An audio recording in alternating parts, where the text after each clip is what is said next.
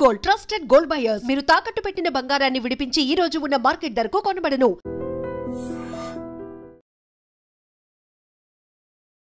Sudden గా America అధ్యక్షుడు Donald Trump వైఖరిలో మార్పు వచ్చిందా?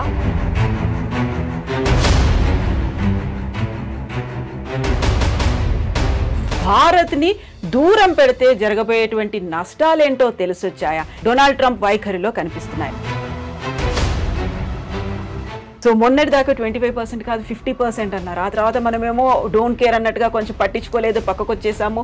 చైనా అండ్ రష్యాతో బంధాలు డెవలప్ చేసుకున్నాము, 40 కంట్రీస్తో మళ్ళీ ఎక్స్పోర్ట్స్ చేయాలని ఇవన్నీ ఆలోచనలు ఉన్నప్పుడు సడన్గా ఒక టేక్ బ్యాక్ అయ్యారా?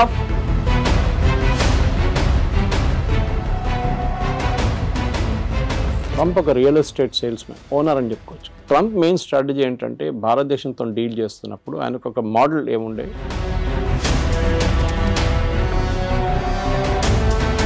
కాకపోతే ఇక్కడే డబుల్ స్టాండర్డ్ ఏమన్నా ఉందా? మీరు చెప్పినట్టుగా వాళ్ళని పంపించేస్తున్నారు, లేకుంటే స్టూడెంట్స్ని రానివ్వట్లేదు, అక్కడ ఉన్నటువంటి వీసాలను కట్ డౌన్ చేస్తున్నారు అనే దాంతో పాటుగా ట్రంప్ మనతో మాట్లాడడానికి ఇంట్రెస్ట్ చూపిస్తున్నారు. 4 సార్లు మోదీ కాల్ చేశారంట. నేను మోదీతో మాట్లాడబోతున్నాను next week, and I'm very happy to will do the trade deal with India very soon అన్న. నవంబర్ డెడ్ లైన్ మనం ఆల్రెడీ పెట్టుకున్నాం ముందే.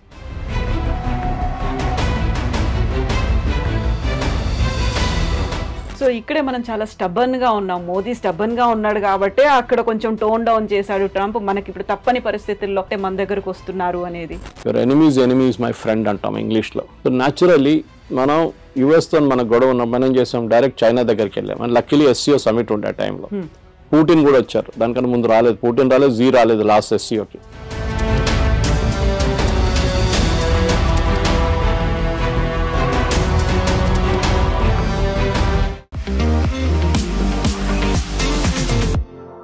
నమస్తే, నేను Kavitha. Welcome to I dream news and నిజాలు.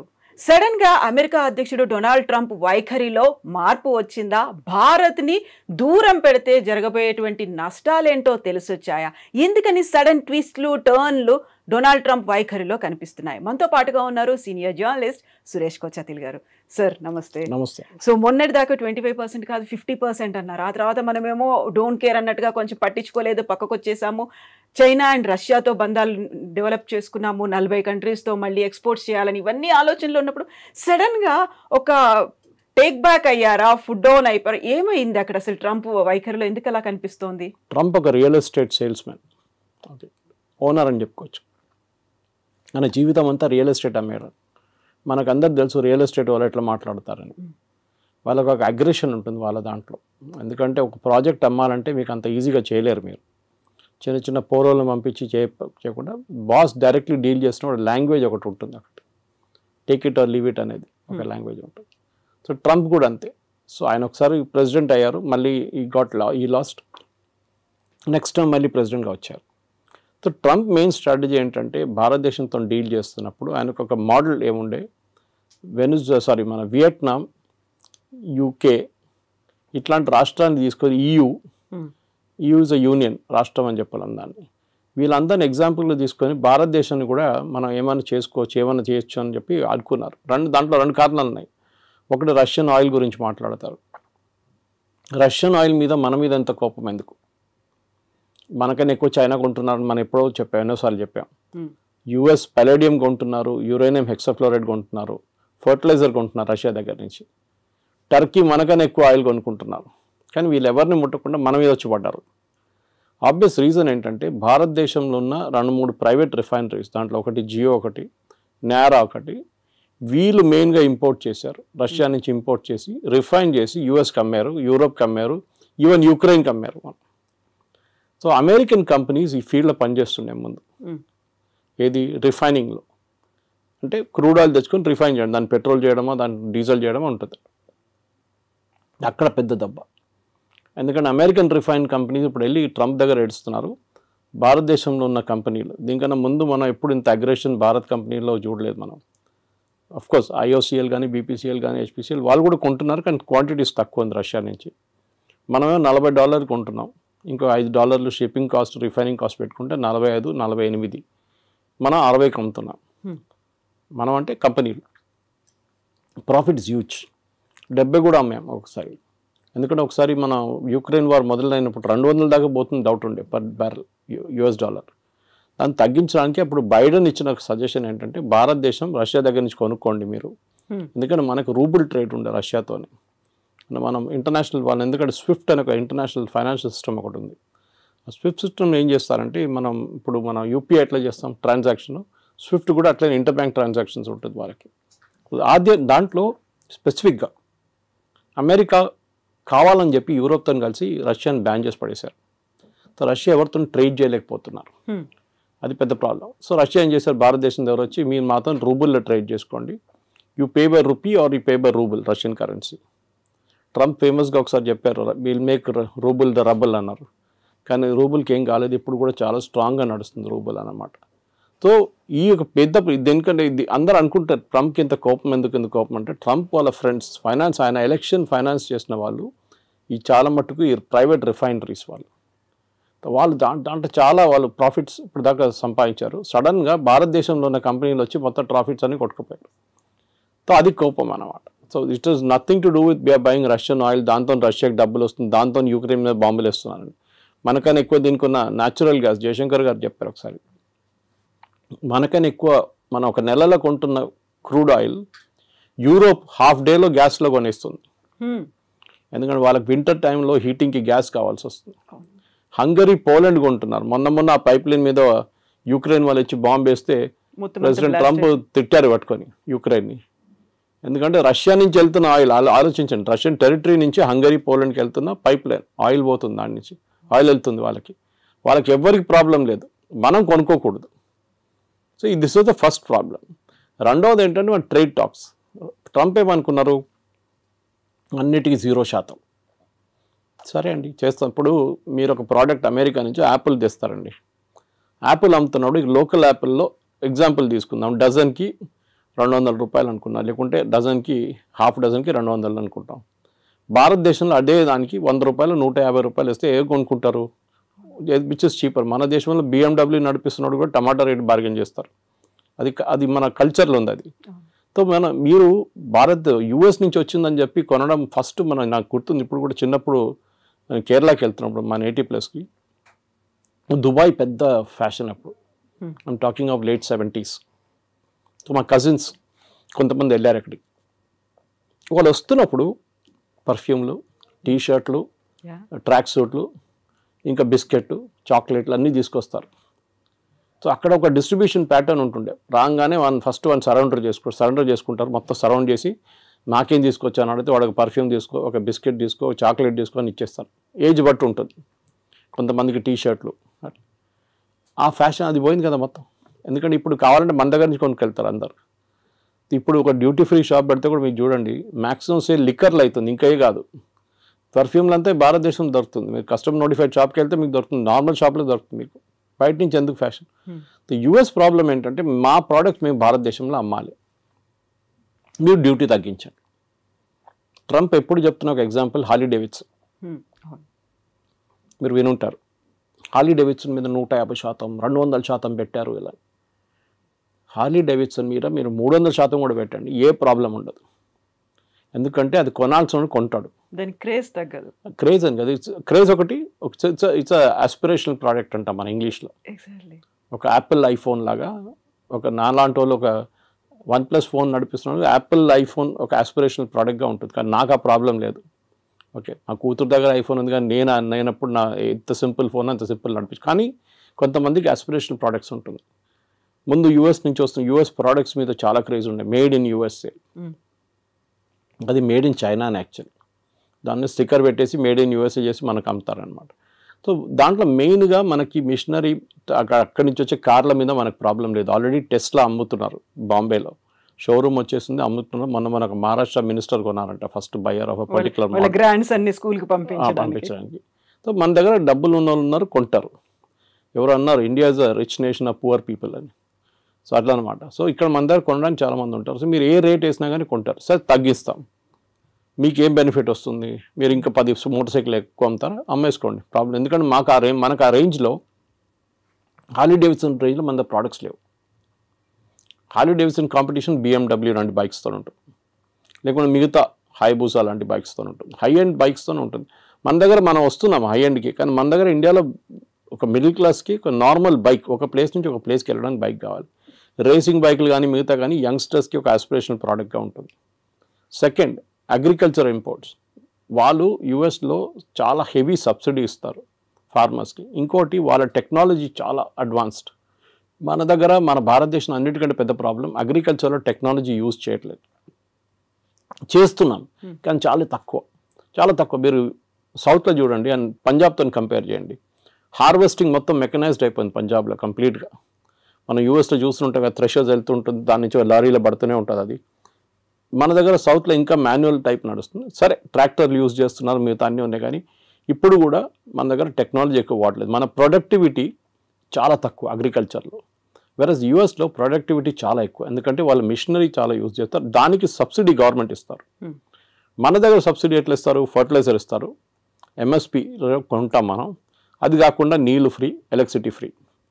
అమెరికా ఏమంటున్నారంటే నీళ్ళు ఫ్రీయా, ఎలక్ట్రిసిటీ ఫ్రీయా, ఫర్టిలైజర్ ఫ్రీయా, మీకు విత్తనాల మీద కూడా సబ్సిడీ, ఇదన్నీ కలుపుకొని ప్రోడక్ట్ కాస్ట్ వేయాలంటున్నారు వాళ్ళు. అంటే మీరు ఒక కిలో బియ్యం మీరు ఎంఎస్పిలో 30-35 రూపాయలు కొంటే యాక్చువల్ కాస్ట్ దానిది 70 రూపాయలు 80 రూపాయలు. దానికోసం నేను షాప్కి వెళ్ళి కొనుక్కుంటే 70 రూపాయలు నడుస్తుంది ఇప్పుడు సోనా మసూరి, ఎందుకంటే that's actual cost. Subsidy without subsidy. Ration షాపులు అమ్మేది సపరేట్. సో యూఎస్ ఏమంటున్నారు, మేము సబ్సిడీ ఇస్తున్నాం, కరెక్ట్, మీరు కూడా ఇస్తున్నారు కదా, సో మన ఇద్దరు 0-0 చేసుకుందాం. సో మనకు పిచ్చేం లేదు అమెరికా నుంచి వచ్చే బియ్యం కొనడానికి. ఇక్కడున్న బియ్యం మనం బాగుంటుంది, మనకు సర్ప్లస్ ఉంది, and we like the local taste. అక్కడి నుంచి వచ్చే కొన్ని ప్రోడక్ట్స్ ఉండొచ్చు కావాలంటే. Soybean for example, America is big producer of it, Ukraine is big producer. భారతదేశంలో ఎప్పుడు కూడా మన దగ్గర సన్ఫ్లవర్ ఆయిల్ కానివ్వండి, మిగతా ఆయిల్స్ చాలా మటుకు ఎక్సెప్ట్ ఫర్ కోకోనట్ ఆయిల్ పక్కన పెడితే అన్నీ ఇంపోర్టెడ్. మన దగ్గర లోకల్ ప్రొడక్షన్ చాలా తక్కువ. ప్రొడక్షన్ ఎందుకంటే కాస్ట్ చాలా ఎక్కువ. సో నేను మొన్ననే ఒక ఇంటర్వ్యూ చేసిన ఒక ఎండీతో, ఇట్లాంటి ఆయిల్ కంపెనీ, ఆయన చెప్పారు ఈ mat that we import everything, almost everything మనం ఇంపోర్ట్ చేస్తాం. మన ఇండియాలో తయారయ్యే సన్ఫ్లవర్కి అంత క్వాలిటీ లేదు, బయట నుంచి వచ్చే సన్ఫ్లవర్ క్వాలిటీ చాలా బాగుంది అంటాం, and cost is very less, ఎందుకంటే మెకనైజేషన్ అగైన్. మన దగ్గర ఒక పొలాల్లో ఒక 1/2 acre 20 మంది పనిచేస్తే వాళ్ళ జీతాలు కంపేర్ టు ఒక మెకనైజ్ ప్రాసెస్ పెడితే ఏంటి? మళ్ళీ మన వాళ్ళు ఏడుస్తారు, కమ్యూనిస్ట్ వాళ్ళు స్పెషల్లీ ఏడుస్తారు, ఇది మిషన్ తీసుకొస్తే ఉద్యోగం ఉండదు కదా అని చెప్పేసి. పని ఉండదు కదా మనుషులకి, అందరూ లేబరర్స్ ఏం చేస్తారు, ఇక్కడ పొద్దున వచ్చి నిలబడతారు కదా వర్క్ కోసం, అడ్డాల్లో నిలబడతారు కదా, వాళ్ళ సంగతి ఏంటని అడుగుతారు. కరెక్ట్, అది మనకు కూడా ఇప్పుడు కూడా అగ్రికల్చర్ మీద 60% ఎంప్లాయ్మెంట్ అగ్రికల్చర్ సెక్టర్లో ఉంది మన దగ్గర. So we cannot wish that away. So but at the same time మనం ఏం చేయాలంటే ఒక ప్రొడక్టివిటీ కూడా పెంచాలి. సో అమెరికా ఏమంటున్నారు, మా దగ్గర తీసుకోండి అంటే వాళ్ళ ప్రోడక్ట్ కాస్ట్ తక్కువ ఉంటుంది. వాళ్ళు ఏ ప్రోడక్ట్ అగ్రికల్చర్ అమ్మినా కానీ తక్కువ ఉంటుంది బికాజ్ ఆఫ్ మెకనైజ్ కాస్ట్. మూడవది వాళ్ళ దగ్గర కొనేటప్పుడు వాళ్ళు అడుగుతున్న మీరు మిల్క్ ప్రోడక్ట్స్ కొనమంటున్నారు వాళ్ళు. ముందు మీకు గుర్తుంటుంది కవిత గారు, నేను చిన్నప్పుడు ఉన్నప్పుడు వెరీ యంగ్, బయట నుంచి అమెరికా నుంచి పాలు తెప్పించుకుంటుండే మనం. పాలని కాదు, పౌడర్. మన దగ్గర మిల్క్ ప్రొడక్షన్ లేకుండే, చాలా తక్కువ ఉండే. మీరు ఒక లీటర్ పాలు కొనాలంటే మీరు లైన్లో నిలబడాలి, పొద్దున్నెళ్ళి 5 గంటలకు గిన్నె ఒక బర్తన్ తీసుకొని నిలబడితే మీకు 6:30కు 7 గంటలకు 1/2 లీటర్ పాలు దొరుకుతుంది. ఒకసారి అది కూడా దొరకదు. దాని తర్వాత మనం అమూల్ చూసాం, అమూల్ రెవల్యూషన్ వచ్చింది, మదర్ డైరీ కానీ మిగతా మళ్ళీ ఇప్పుడు అన్ని ప్రైవేట్ డైరీలు వచ్చి మీకు ఎక్కడ కావాలి పాలు మీ ఇంటికి తెచ్చిస్తారు ఇప్పుడు ప్రాబ్లం. కానీ ఒక టైంలో ఉండే, ఇప్పుడున్న యంగ్స్టర్స్కి తెలియదు, ఇప్పుడున్న చాలామందికి యంగ్ జనరేషన్కి తెలియదు, పాల కోసం కూడా మనం లైన్లో నిలబడుతుండే. అప్పుడు మనం అమెరికా నుంచి తెప్పించుకున్నాం milk products, milk powder special పిల్లలకి ఇవ్వడానికి ఇస్తుండే అప్పుడు. దాని తర్వాత అమూల్ స్ప్రే వాళ్ళు కూడా ఇంట్రడ్యూస్ చేస్తారు ఇండియాలో. ఇప్పుడు వాళ్ళు ఏమంటారు, మా దగ్గర మీరు మిల్క్ ప్రోడక్ట్స్ కొనండి అంటారు. మన ప్రాబ్లం ఏంటంటే అమెరికాలో ఉన్న ఆవులకి పెడుతున్న తిండిలో నాన్ వెజ్ ఎక్కువ, అంటే బీఫ్ ప్రోడక్ట్స్ ఎక్కువ. వాళ్ళు బీఫ్ని డ్రై చేసి, ఇప్పుడు మన క్యాట్స్కి పెడతాం చూడండి, కుక్కలు పెడతాం, అది ఫుడ్ ఉంటుంది, విస్కాస్ ఉంటుంది, పెడిగ్రీ ఉంటుంది, విస్కాస్ ఉంటుంది. That kind of product is given to cows also. So మన దగ్గర ఒక నార్మల్ ఇండియన్కి మీరు ఎంత నాన్ వెజ్ తిన్నా కానీ మిల్క్లో నాన్ వెజ్ అనగానే అంటారు, ఆవుకు కూడా పెడుతున్నారు, అదే ఆవుని రేపు చంపేసి మళ్ళీ ఇంకో ఆవుకు పెడతారు తిండి వాళ్ళు. అది వాళ్ళ లాజిక్ వాళ్ళది, అది వాళ్ళ ఇండస్ట్రీ ఎట్లయినా పనిచేస్తుంది. ప్రొడక్టివిటీ తగ్గిపోయిందో 20 లీటర్ 30 లీటర్ కన్నా తక్కువ వచ్చిందో వాళ్ళు 20-30 వాళ్ళ ప్రొడక్టివిటీ, మన దగ్గర 6 లీటర్లు ఇస్తే కూడా మనం పని నడిపించుకుంటాం మనం ఈ చిన్న చిన్న ఊర్లంతా. ఇది ప్రాబ్లం. సో అమెరికా నుంచి మూడో ప్రోడక్ట్ మిల్క్. మనం చెప్పాం no, we will not buy. మీరు తీసుకొస్తే కూడా నా లాజిక్ ఏంటంటే మీరు అలౌ చేయండి, కానీ made in America with non veg అని టేప్ పెట్టండి. ఎంతమంది కొంటారు చూద్దాం. With that red signal symbol. అదా, అది రెడ్ అయితే ఎట్లా ఉంటుంది, అది కొంతమందికి అది తెలియదు. కానీ ఇది మీరు ఒక క్యాంపెయిన్ నడిపేయండి, ఇది అమెరికా నుంచి వచ్చిన ప్రోడక్ట్, దీంట్లో నాన్ వెజ్ ఉంది, సో బీ కేర్ఫుల్. పాలలో కూడా పిల్లలకి మీ పిల్లలకి ఇదే పాలు పెడతారా, మీరు పొద్దున్న తాగే ఛాయ్ ఇదేనా, మీరు హోటల్కి వెళ్ళి తాగే ఛాయ్లో నాన్ వెజ్ ఉంటుంది, అది కావాలన్నా వద్దా అని అడిగితే యాక్చువల్లీ ఎవరు కొనరు.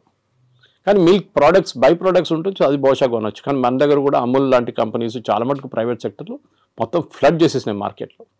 మన ముందు బటర్ కానీ చీజ్ కానీ చిన్న చిన్న వేరియేషన్స్ ఉంటుండే, ఇప్పుడు దాంట్లోనే ఒక 10 వేరియేషన్స్ వచ్చేసినాయి. సో ఈ 3 ప్రోడక్ట్స్ నేను చెప్పిన దాని ప్రకారం, ఒకటి అగ్రికల్చర్, ఒకటి ఫ్రూట్స్ అండ్ వెజిటబుల్స్, ఒకటి లెంటిల్స్ అంటే సోయాబీన్ మిగతాది, అండ్ మిల్క్. ఇక్కడ మనకు ప్రాబ్లం ఉంది. సో పీయూష్ గోయల్ గారు లాస్ట్ 1 సంవత్సరం నుంచి ట్రంప్ అధికారంలో వచ్చే ముందు కూడా నెగోసియేషన్స్ చేస్తున్నారు యూఎస్తో. కానీ యూఎస్కి అన్నిటికంటే పెద్ద కంట్రీ, ఎప్పుడైనా వెరీ హై టారిఫ్ కంట్రీ, ఇప్పుడు కూడా అంటూ ఉంటారు Trump, India is got a very high tariff అంటారు. యాక్చువల్ చూస్తే టారిఫ్ అంత ఎక్కువ లేదు, మనకన్నా ఎక్కువ టారిఫ్ వాళ్ళే ఇస్తున్నారు మన ప్రోడక్ట్స్ మీద. ఫర్ ఎగ్జాంపుల్ మన వైపు నుంచి వెళ్తుంది బాస్మతి రైస్ తీసుకుందాం. బాస్మతి రైస్ మనం పాకిస్తాన్, ఈ 2 దేశాల నుంచే బాస్మతి యూజువలీ ప్రొడ్యూస్ అవుతుంది. మన క్వాలిటీ కొంచెం బాగుంది పాకిస్తాన్ కన్నా. అక్కడ బాస్మతి ఎవరు యూజ్ చేస్తారు, ఇండియన్సే యూజ్ చేస్తారు. అక్కడ ఉన్న ఇండియన్ రెస్టారెంట్స్ కానీ ఇండియన్ డయాస్పోరా వాళ్ళు యూజ్ చేస్తారు. మీరు ఎక్కడి నుంచి తెప్పించుకుంటారు, టర్కీ నుంచి తెప్పించుకుంటారా బాస్మతి, అక్కడ ఉండదు వాళ్ళు. So you have to buy, they will buy. సో ఇప్పుడు మీరు $5 ఇస్తే మీరు $10 కొంటున్నారు ఇప్పుడు టారిఫ్తో. Okay, that is one. రెండవది జెమ్స్ అండ్ జ్యువెలరీ. దాని Surat is the centre for that. లోకంలో ఎక్కడైనా డిబియర్స్ కానీ సౌత్ ఆఫ్రికా నుంచి వచ్చే డైమండ్స్, ఎక్కడైనా దుబాయ్ నుంచి వచ్చే డైమండ్స్ పాలిష్ చేస్తున్నంత సూరత్లో నడుస్తుంది. కటింగ్ అండ్ పాలిషింగ్ సెంటర్ అది. సో అక్కడి నుంచి చాలా మటుకు మనం యూఎస్కి పంపిస్తాం, సెలబ్రేట్ దానికి యూజ్ చేస్తాం, ఎంగేజ్మెంట్ కానివ్వండి, వెడ్డింగ్ రింగ్స్ లాగా యూజ్ చేస్తాం. ఎందుకంటే diamond is not use for any other thing in US, మనలాగా కాదు. మన దగ్గర జ్యువెలరీకి ఎక్కువ ఇది ఉంటుంది, కొంచెం ఫ్యాసినేషన్ ఉంటుంది అనమాట. అది మనం అమ్మొచ్చు. మన దాంట్లో ప్రోడక్ట్ కూడా మూడోది టెక్స్టైల్, మన దగ్గర నుంచి వెళ్ళేది టెక్స్టైల్ కూడా ఇప్పుడు కొంచెం మందికి ఇంపాక్ట్ అయింది. కానీ మన వాళ్ళు మర్చిపోతున్నారు, ఇక్కడ ఉన్న మీడియా కూడా అర్థం కావట్లేదు. మీరు రేపు అమెరికన్ మార్కెట్ టార్గెట్ కానీ వాల్మార్ట్లో అమ్మాల్సిన ప్రోడక్ట్ మీరు ఇవాళ రాత్రి పంపారు ఇక్కడి నుంచి. క్రిస్మస్కున్న ఆర్డర్స్ ఆల్రెడీ వెళ్ళిపోయినాయి ఇక్కడి నుంచి, కంటైనర్లు వెళ్ళిపోయింది. ఎందుకంటే వాళ్ళు ముందే 3 నెలల ముందు తెప్పించుకొని దాని డిస్ట్రిబ్యూషన్ కానీ దాని బ్రాండింగ్ కానీ మొత్తం చేసిన తర్వాతనే అక్కడ కీటెక్స్ లాంటి కంపెనీ కానీ తిరుపూర్ నుంచి లుధియానా నుంచి కంపెనీ ఆల్రెడీ పంపించేస్తారు. డిసెంబర్ ఆర్డర్స్ వెళ్ళిపోయింది. ఇది మనం ఆయిల్ కొంటున్నట్లనే, ఆయిల్ ఎప్పుడు కొంటున్నప్పుడు క్రూడ్ ఆయిల్ రేపటి కోసం కొనం మనం, జనవరి ఫ్యూచర్స్ ఇప్పుడు కొంటాం మనం, well in advance you have to plan. So అట్లా, సో మన వాళ్ళకి ఈ entire position they are not understanding. కానీ పేపర్లలో మీడియాలో ఎంతమందిని పంపించేశారు ఇంటికి, వేలాది మంది ఉద్యోగం లేదు, ఏం జరగట్లేదు. Yes, there is a expansion లేదు. కాకపోతే ఇక్కడే డబుల్ స్టాండర్డ్ ఏమన్నా ఉందా అని మీరు చెప్పినట్టుగా వాళ్ళని పంపించేస్తున్నారు, లేకుంటే స్టూడెంట్స్ని రానివ్వట్లేదు, అక్కడ ఉన్నటువంటి వీసాలను కట్ డౌన్ చేస్తున్నారు అనే దాంతో పాటుగా ట్రంప్ మనతో మాట్లాడడానికి ఇంట్రెస్ట్ చూపిస్తున్నారు. 4 సార్లు మోదీకి కాల్ చేశారంట, ఇలాంటి వార్తలు కూడా ఇవాళ ట్వీట్ చేశారు కదా ట్రూత్ సోషల్లో, నేను మోదీతో మాట్లాడబోతున్నాను next week, and I'm very happy to will do the trade deal with India very soon అన్న. నవంబర్ డెడ్ లైన్ మనం ఆల్రెడీ పెట్టుకున్నాం ముందే. పీయూష్ గోయల్ గారు ఎన్నోసార్లు చెప్పారు that we will finish the deal by November. ఎందుకంటే ఇంత పెద్ద డీల్ని మనం ఈజీగా ఫినిష్ చేయాలి. మనం ఈయూతోని మనకు ఇంకా నడుస్తుంది నెగోసియేషన్స్. యూకేతోను మనకి 3.5-4 సంవత్సరాలు పట్టింది యూకేతో ఎఫ్టీఏ కోసం, ఫ్రీ ట్రేడ్ అగ్రిమెంట్ కోసం. Most of the products India నుంచి వెళ్ళేది యూకేకి ఇప్పుడు 0% వెళ్తుంది. ట్రంప్ ఏమంటున్నాడు, నేను 0% చేయలేను, మీరు నాకు 0% ఇవ్వాలి అంటే కస్టమ్స్ డ్యూటీ 0. నేను ఎందుకు చేయలేనంటే మాకు కాంగ్రెస్ నుంచి అప్రూవ్ తీసుకోవాలంటే వాళ్ళ పార్లమెంట్ నుంచి అప్రూవల్ తీసుకోవాలి, వాళ్ళు ఇవ్వరు. సో మినిమం నాకు 10-15% పెట్టాల్సి వస్తుంది. That is what 15% is. అది ముందు 5 ఉండే, తర్వాత 10 చేసింది, ఇప్పుడు 15, 25, మన దగ్గర 50 వేసింది. అగైన్ రష్యన్ ఆయిల్ గురించి మాట్లాడుతున్నప్పుడు సేమ్ ప్రాబ్లం. రష్యన్ ఆయిల్ని మనం ఇంకా కొంటామని చాలా క్లియర్గా ప్రధానమంత్రి చెప్పలేదు, కానీ మిగతా అందరూ మాట్లాడుతూ చెప్పారు. జయశంకర్ గారు కానీ మిగతా ఫారిన్ మినిస్టర్ మాట్లాడుతూ we will buy oil from the best source possible. ఎందుకంటే మాకు ఎంత తక్కువ రేట్లో వస్తే అంతమంది మేము అమ్ముతాము. మేము will not by expensive oil. US ఏమంటున్నారు, మా దగ్గర నుంచి ఆయిల్, షేల్ ఆయిల్ ఉంటుంది వాళ్ళ దగ్గర నుంచి దాట్ ప్రోడక్ట్ కాస్ట్ ఎక్కువ ఉంటుంది షేల్ ఆయిల్ది. అది కూడా distance of shipping it. US నుంచి ఇండియాకి తీసుకురావాలంటే ఆయిల్ మీకు వెస్ట్ ఏషియా నుంచి దగ్గర పడుతుంది. రష్యా నుంచి కూడా ఈజీగా తెప్పించుకోవచ్చు, ప్రాబ్లం లేదు, పెద్ద డిస్టెన్స్ ఏం లేదు. ఎందుకంటే రష్యాకి డిఫరెంట్ పైప్ లైన్స్ ఉన్నారు. మన గ్వాడర్ పోర్ట్ మన ఇరాన్లో డీల్ చేస్తున్నాం చూడండి. We're planning to bring the oil there. అక్కడి నుంచి మనం ఇక్కడ తీసుకురావడానికి భారతదేశం 2 రోజులు వచ్చేస్తుంది షిప్, మిగతాది 6 రోజులు 7 రోజులు తీసుకుంటుంది అనమాట. So it's all a big process. కానీ మన దగ్గర ఉన్న మీరు అడిగిన స్టూడెంట్స్ అడిగారు, it's is a different thing. అది దానికి పెద్ద ప్రాబ్లం ఉంది, లేదని చెప్పలేము. మన దగ్గర ఎస్పెషల్లీ తెలుగు స్పీకింగ్ స్టేట్స్లో యూఎస్కి వెళ్ళడం అనేది ఒక పెద్ద ఫ్యాడ్. యూఎస్కి వెళ్ళకపోతే వాడు యూజ్లెస్ ఫెలో. అమ్మాయి అని అబ్బాయి అని వాళ్ళు పనికిరారు. ఇక్కడ ఉన్న వాళ్ళు ఈవెన్ యూరోప్కి వెళ్ళి జర్మనీకి వెళ్తే కూడా నో యూఎస్కి వెళ్ళలేదు కదా నువ్వు ఫినిష్డ్. చదివారా, అక్కడ ఉద్యోగం చేస్తారు, అక్కడ పెట్రోల్ బంక్లో సూపర్ మార్కెట్లో పనిచేస్తారు. ట్రంప్ ఏమంటున్నారు, మీరు చదవడానికి వచ్చారు, చదవండి, దాని తర్వాత వెళ్ళిపోండి. ఆప్షన్లో ఓపీటీస్ ఉన్న ట్రైనింగ్ ఉంటుంది, ఇంకా 2 సంవత్సరాలు ఉండొచ్చు కావాలంటే. మిస్యూజ్ చేస్తున్నారు, అందరూ అనట్లేదు, సర్టన్ పర్సంటేజ్ వాళ్ళు. ఇప్పుడు వాళ్ళు ఏం చేస్తున్నారంటే క్రాక్ డౌన్ అక్కడ నడుస్తుంది. 4600 మందిని లాస్ట్ 3 నెలలు పంపించేశారు ఇండియాకి స్టూడెంట్స్ని. ఎందుకంటే కోర్స్ అయిపోయిన తర్వాత కూడా అక్కడ ఏదో చిన్న పని చేసుకుంటా ఇల్లీగల్గా చేస్తున్నారు. ఎవరైనా అమెరికన్ వర్కర్కో లేకుంటే లీగల్ వర్కర్కి $10 ఇవ్వాలంటే గంటకి, మన వాళ్ళు వెళ్ళి $5 పనిచేస్తారు. సో దట్ ఇస్ మొన్న మీరు కూడా వెళ్ళొచ్చారు యూఎస్కి, you know the situation. It is like that. అది ఎప్పటి నుంచో అట్లా ఉంది. దాని తర్వాత ఎట్లయినా గ్రీన్ కార్డ్ ఒకటి వచ్చిన తర్వాత దానికోసం వెయిట్ చేస్తారు. దాని తర్వాత సిటిజన్షిప్ నెక్స్ట్. ఇది వీ షుడ్ ఒక కంట్రీకి వెళ్ళినప్పుడు, ఇప్పుడు మనం బంగ్లాదేశ్ వాళ్ళని రోహింగ్యాలను తిట్టుకుంటాం ఇక్కడ, వాళ్ళు వచ్చి మన దగ్గర వచ్చి మొత్తం మన ఉద్యోగం తీసుకెళ్ళిపోతున్నారు, మన ఇక్కడ మన భారతదేశం ఏంటో ధర్మశాల అనేది అంటాం మనం.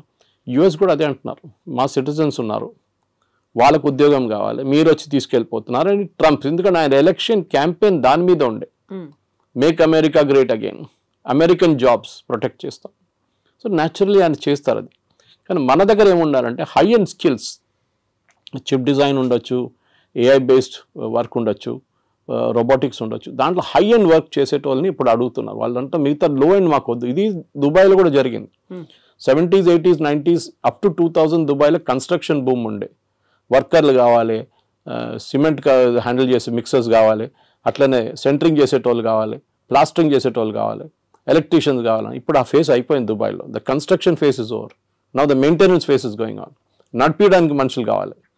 So that skill is different అన్నమాట. మన వాళ్ళు ఏం చేస్తున్నారంటే ఇప్పుడు కూడా చదవడానికి ఎందుకు వెళ్తారు, కొన్ని యూనివర్సిటీస్ అసలు పేపర్లో కూడా ఉండదు, అట్లాంటి యూనివర్సిటీ కూడా వెళ్ళరు. అక్కడ మనకు కొంచెం ఎడ్యుకేషనల్ కన్సల్టెంట్స్ కూడా ఆ బిజినెస్ చేస్తారు. వాళ్ళు లేనిపోయిన లోన్లు ఇచ్చేసి మీకు అన్నీ చూపించేసి మిమ్మల్ని ఎక్కడ ఆకాశం మీద ఎక్కిచ్చేస్తారు వాళ్ళు. అక్కడ వెళ్ళినాక అంతే సంగతి, మీరు ఈజీగా అదే అయిపోతారు. అది ఎప్పుడు యూఎస్ పాపులారిటీ తగ్గిందో, టఫ్ అయిపోయినప్పుడు కెనడా మొదలుపెట్టారు. కెనడాకి పాపులేషన్ తక్కువ, వాళ్ళకి మనుషులు కావాలి అక్కడ. So naturally they are asking, Indians allow చేస్తున్నారు, చాలా మటుకు వెళ్తున్నారు అక్కడ కూడా. కానీ అక్కడ కూడా ఒక బ్యాక్లాష్ వచ్చేసింది. ఇప్పుడు మొన్న ఆస్ట్రేలియాలో చూసాం, ప్రొసెషన్ తీశారు ఆస్ట్రేలియన్స్, మీరు వినుంటారు టీవీలో వచ్చినా అని. వాళ్ళు ఏమంటున్నారు, ఇండియన్స్ని పంపించేసేయండి, మాకు ఇవి వద్దు ఇక్కడ అని. You have created that situation. So ట్రంప్ని మీరు తిట్టి ఫైదా లేదు. We should find a way to solve the problem. Modi గారు ట్రంప్తో కూర్చొని మా పిల్లలకి 50,000 పిల్లలకి అడ్మిషన్ ఇవ్వండి అంటే మన దగ్గర నుంచి వెళ్ళే డబ్బులే కదా అది. We're spending billions. అక్కడ వెళ్ళి ఫీజులు కడుతున్నాం, హాస్టల్ దాంట్లో కడుతున్నాం, ఫుడ్ అండ్ అకామిడేషన్ కోసం కడుతున్నాం, చాలా ఉన్నాయి. అక్కడున్న యూనివర్సిటీకి కూడా వీళ్ళు కావాలి, లేకుంటే వాళ్ళు తాళం వేసి వెళ్ళిపోతారు రేపు. కానీ మీరు హార్వర్డ్ కానీ, ఏల్ లాంటి యూనివర్సిటీ, కొలంబియా లాంటిది, యూపెన్ లాంటి అట్లాంటి హై అండ్ ఇన్స్టిట్యూట్స్కి వెళ్ళేటప్పుడు మీకు ప్రాబ్లం ఉండదు. Problem is with the low and institutes.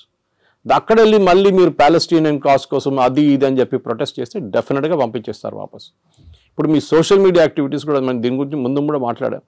ఇక్కడ నుంచి వెళ్ళే పిల్లల సోషల్ మీడియా యాక్టివిటీ కూడా చెక్ చేస్తున్నారు. కొంతమంది డిలీట్ చేసేస్తున్నారు వాళ్ళ పాత యాక్టివిటీని. ఏదో గ్రేటా థన్బర్గ్ని లేకుంటే మన అరవింద్ కేజ్రీవాల్ని, ఫార్మర్ ప్రొటెస్ట్ని అంత సపోర్ట్ చేసిన చాలామంది ఉన్నారు మన దగ్గర స్టూడెంట్స్. ఆ బ్లడ్లో వాళ్ళకి కొంచెం గరం ఉంటుంది అప్పుడు బ్లడ్ అనమాట. ఇప్పుడే సడన్గా వాళ్ళకి అర్థమైపోయింది, అది తీసుకెళ్ళి యూఎస్కి వెళ్తే వాడు వీసా ఇవ్వడు నాకు. ఇప్పుడు ఇన్ పర్సన్ వీసా రామంటున్నారు వాళ్ళు, from the country of origin. If you're an Indian country, ఇండియాకి వచ్చి మీరు వీసా ఇంటర్వ్యూ అటెండ్ చేయండి. చాలా మార్పులు వస్తున్నాయి. కానీ మోదీ చేసేది ట్రేడ్ డీల్ అండ్ ట్రంప్తోని, ఎడ్యుకేషన్ డీల్ కాదు. ఎడ్యుకేషన్ డీల్ చేయాల్సింది సపరేట్ సెక్షన్ అది. దానికి మనం ఫస్ట్ ఆఫ్ ఆల్ మన వైపు నుంచి చాలా మార్పులు తీసుకురావాల్సింది.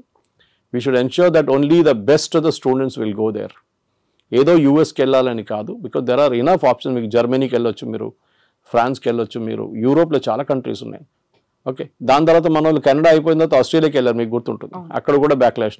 So let us not build a system wear Indians అనగానే వీ డోంట్ వాంట్ దమ్ అని చెప్పకుండా మనం ట్రేడ్ డీల్ కానివ్వండి, ఎడ్యుకేషనల్ డీల్ కానీ అన్ని చేయించుకోవాల్సి వస్తుంది. సో ఇక్కడే మనం చాలా స్టబర్న్గా ఉన్నాం. మోదీ స్టబర్న్గా ఉన్నాడు కాబట్టి అక్కడ కొంచెం టోన్ డౌన్ చేశాడు ట్రంప్. మనకి ఇప్పుడు తప్పని పరిస్థితుల్లో అనివార్యత ఉంది కాబట్టి మన దగ్గరకు వస్తున్నారు అనేది.